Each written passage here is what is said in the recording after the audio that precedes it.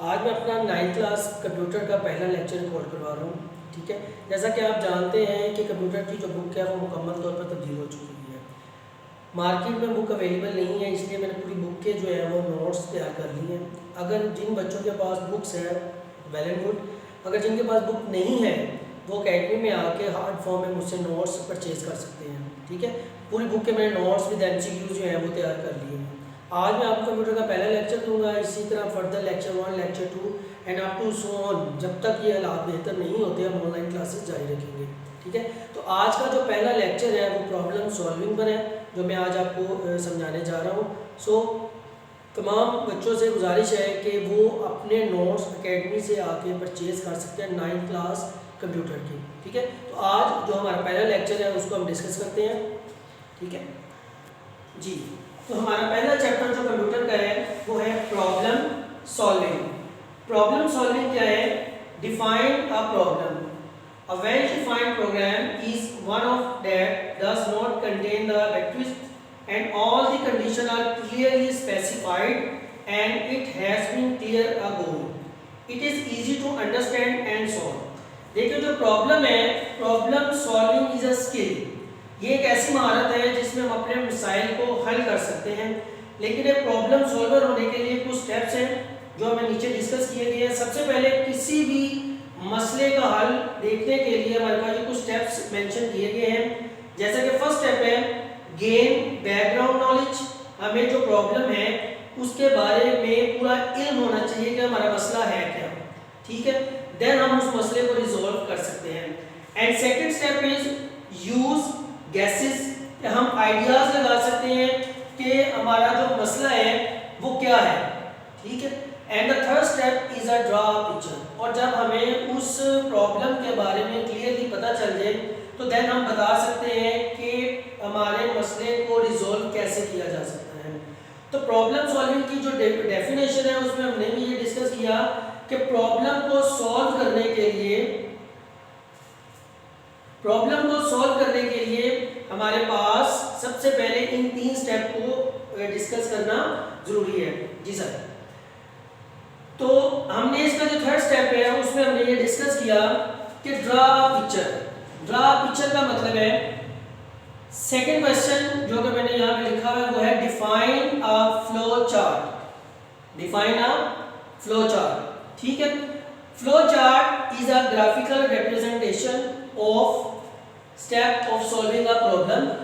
कि flow chart क्या है? ये हमारे पास किसी भी मसले का तस्वीरी इज़हार है।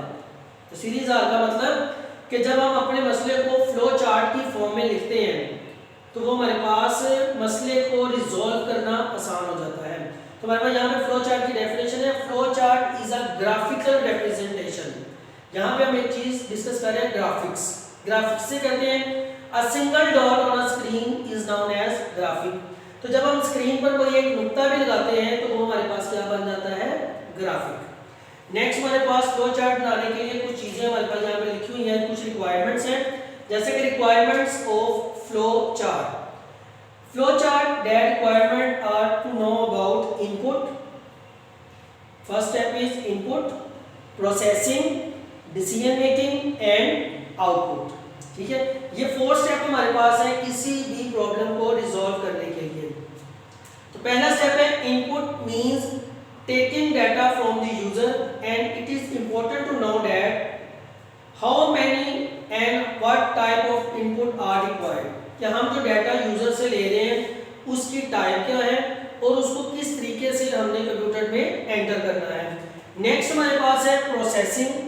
Processing is a step are used for performing a calculation and store the result of calculation.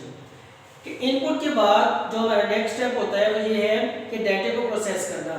First step जो हमारे पास है वो है इनपुट। जैसे ही हम कंप्यूटर में डाटा एंटर करते हैं तो सेकेंडली जो स्टेप है कंप्यूटर उसके ऊपर प्रोसेस करता है।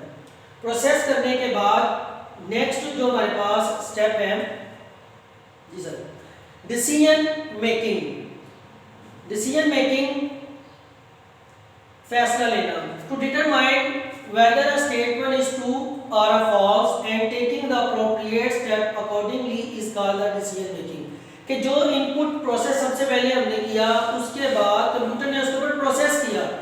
और जैसे कंप्यूटर ने उसके ऊपर प्रोसेस किया then it will be decide कि उसको किस तरीके से हमें सॉल्व करना है।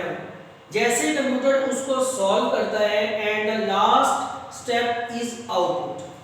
आउटपुट क्या है? Output are used to display the information and usually this information acquit the process results.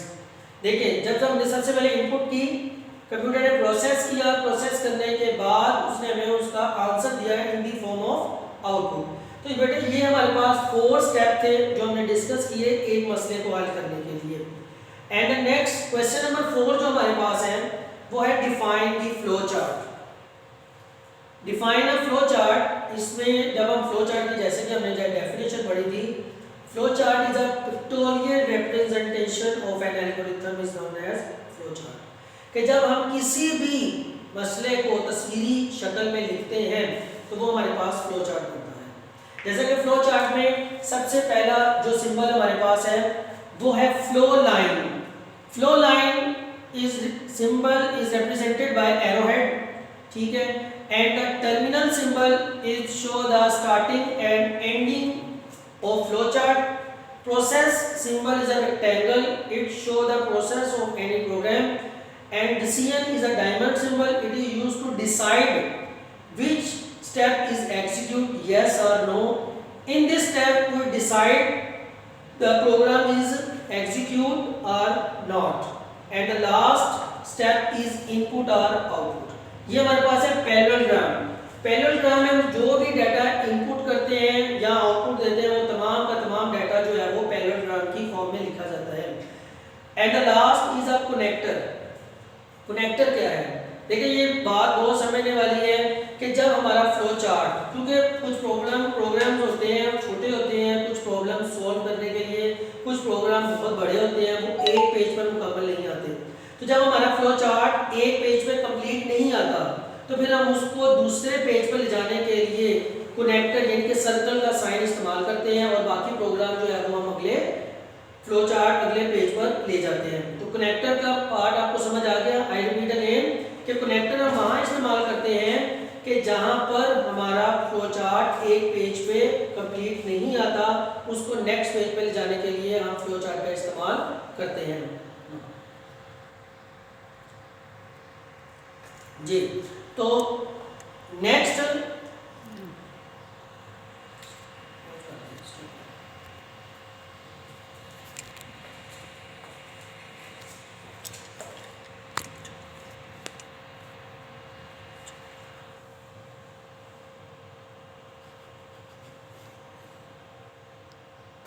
जी, जैसा कि आज हमने 9th क्लास कंप्यूटर के फर्स्ट 4 क्वेश्चन को हमने डिस्कस किया। देखिए बेटा आप बिल्कुल अभी इस चैप्टर से बिल्कुल ब्लाइंड होंगे क्योंकि आपने ये चैप्टर पहले नहीं पढ़ा हुआ, लेकिन आप बुक बाजार से भी परचेज कर सकते हैं। ये तमाम डेफिनेशन बुक्स के अंदर मौजूद हैं। मैंने खुद से भी इनके शॉर्ट नोट्स जो है वो तैयार कर लिया। अगर आपको बुक बाजार से नहीं मिलती, आई रिपीट अगेन, आप प्राइमरी अकेडमी में आए, 12 बजे से लेकर 3 बजे तक ऑफिस खुला है, आप आकर ये नोट्स परचेज कर सकते हैं। बाकी हम जो क्वेश्चन है वो अगले लेक्चर में डिस्कस करेंगे। Thank you so much.